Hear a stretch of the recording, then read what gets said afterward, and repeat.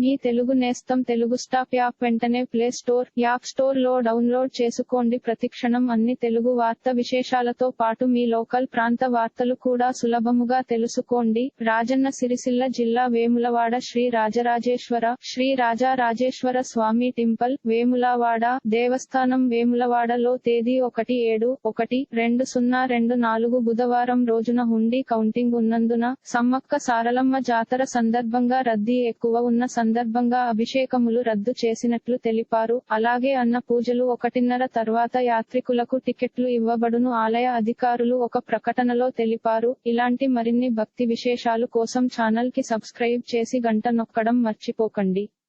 ఈ వీడియోని తోటి మిత్రులకి షేర్ చేయండి. మీ అభిప్రాయాన్ని కామెంట్ లో తెలపండి.